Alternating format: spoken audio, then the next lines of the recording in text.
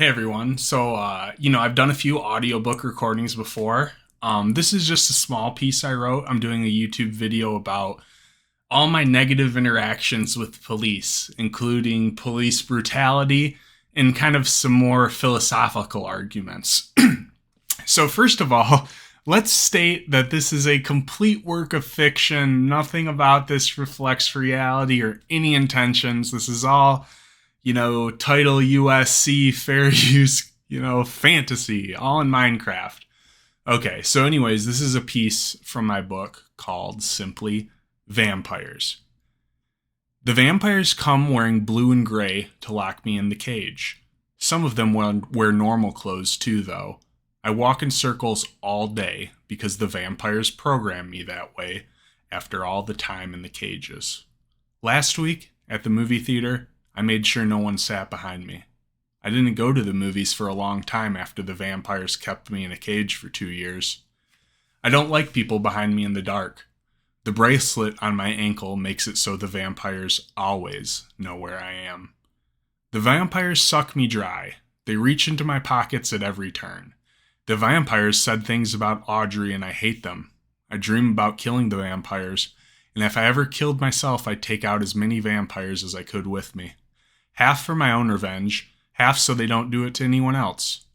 Even though I'm an adult now, even though I can almost bench 300 pounds, and even though I'm still here after all they've done to me, they still scare me. The older I get, the more scared of them I become. I think of standing up to them, but it's different when they're right there with you. It's easy to talk about hating the vampires. Everyone does now. It's trendy to hate the vampires. Don't talk big if you've never had the vampires at your door and had to invite them in. It's different when it's you going into the cage. You will do whatever the vampires tell you and be grateful. You think you are a man, but the vampires will take that from you. It's the first thing they take. It doesn't matter who you are. The vampires can get you. The vampires even got my dad. They are why I don't have much of a family anymore. The vampires took more joy out of my home than drugs ever did. Every time you get away, they find you again. Vampires rule the world like that. I ran into a guy from jail today, at Goodwill. He told me how the vampires got him again. I showed him my ankle monitor to let him know they got me again too. I was with the nurse, but they didn't hear me talking about the vampires. The nurse knows about the vampires, but not how bad they really are. The nurse is the one good thing in my life, and the vampires would take that if they could. The vampires are very good at finding what makes you happy and taking it. The vampires will do everything they can to make you alone. The worst part is when you have to pretend to be friends with a vampire. I walk out feeling dirtier than the motel rooms. Many of my heroes are people who stood up to the vampires. Randy Weaver, Chris Dorner. It takes a lot of courage to stand up to vampires like that. They pretty much hang you for killing a vampire. I know the vampires have me right where they want me. Resistance is futile, and I know it. The vampires say if I behave, they'll let me go, but they've said that before. Even kids know not to trust vampires. It's different because vampires are allowed to lie. The vampires would laugh at what I do, but a vampire cannot create or provide anything. A vampire can only leech. Sometimes I feel proud for still being here after all the vampires have done to me, but they could get me any time they wanted. Sometimes I think they're just toying with me.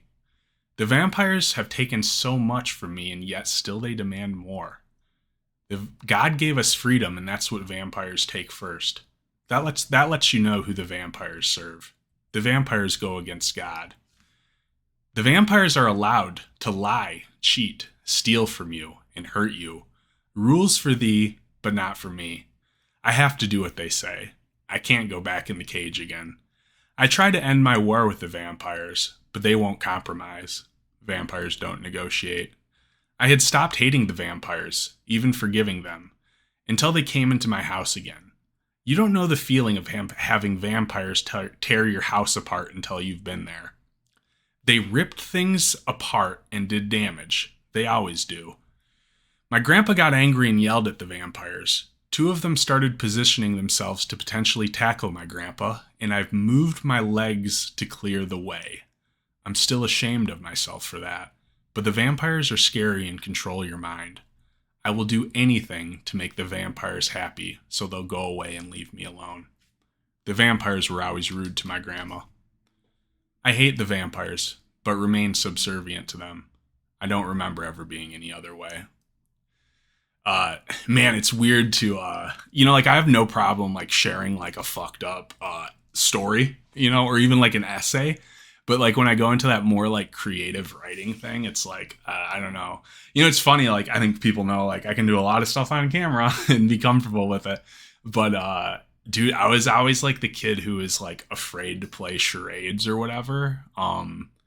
Yeah, like when it comes to like acting or like, I remember being in rehab and like we would do art therapy and like the idea of like trying like on a piece of art and then showing it to people like terrifies me. So that was a little bit harder. Yeah, and that dude, that probably like makes me sound a little mentally ill. Keep in mind that's I'm adding a little dramatic flair to that piece. Fuck man, I do hate cops. And what was crazy is when did all that I'm old enough to remember anti-police, like the evolution of anti-police rhetoric. I remember like the early days, there was that dude in New York who pulled out a wallet and got smoked. And, I remember when I graduated high school, there was a lot of stories. Anybody else remember this of people who were dying from tasers? Y'all remember that? Like there's a rash of news stories of people would have heart attacks from being tasered. And that was like, there was the beginning rumblings. And then, there was the stuff in Ferguson and it became kind of mainstream, especially like, around the COVID end of Trump years. And most people knowing my background, assumed I would be full on anti-police. And actually now don't get me wrong, I wasn't pro-police, but I was very nuanced. I understood just from being in prison, like, there's we have a bad criminal problem. Like when people say like, oh, look at these nice prisons in Switzerland. Oh, and look at in Germany, the police don't have guns. It's like, yeah, because they don't have our criminals. Like I have some empathy for how hard it must be to be law enforcement in like just a horrible, violent, like Detroit or whatever. Like that's a tough job. I don't know. So it's a little more nuanced on it. And just over the recent years, man, it was just this last couple of interactions where I think it was like a straw that broke the camel's back. I'm going to talk about it in another video because I'm trying to make these a little bit shorter, but it was only a recent thing that I really started like truly resenting the police. I actually played devil's advocate when there was all of like the real hardcore debate going on a few years ago, but I don't know. I think it's just been proven. It's been proven time and time again in my life that these are not good people that have my best interests in mind in any way. Oh, let me tell you a quick little story. So I had to report today, which was uneventful. But last week I had to go and report, right? And my PO asks me, when's the last time I dropped? Keep in mind, I'm not like scheduled to drop. It's not like I missed any.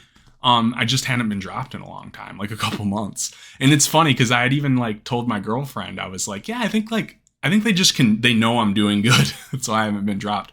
But anyway, she starts tripping out that I haven't been dropped. Not necessarily at me, but anyway, she whips out the saliva test.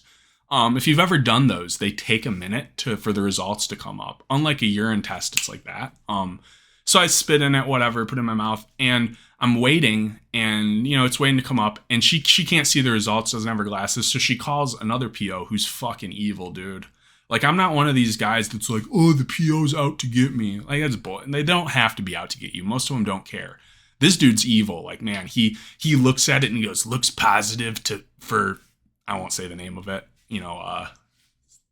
whatever. Looks positive to so-and-so for me. And I'm like, what? No, I know I didn't do that. And I know, like, I'm just like, whatever, I'll take a pee test, like, if I have to. I figured it just needed another minute to come up. But then I start worrying, like, guilt and innocence are not congruent with what happens in reality when you're on probation. You do not have, you are not innocent until proven guilty. You are guilty and they can do whatever they want to you. And if this guy had his way, he would have sent me to jail. And I started panicking. And about 30 seconds later, she threw the test in the trash. It had enough time and it came up clean. But it's scary, man. It's a scary thought that these people have the ability to put me in a cage and I don't know, and the fact I didn't victimize anybody. Just, I don't know, it gets to me. Anyways, I'm going to talk about that in another full-length video. I want to get this posted, and I'm going to do some more of my book readings with videos that are, you know, a little more produced explaining it. Anyways, thank you so much. Please like, follow, comment. What are your opinions? Like I said, I'm not like the most hardcore abolish police, no.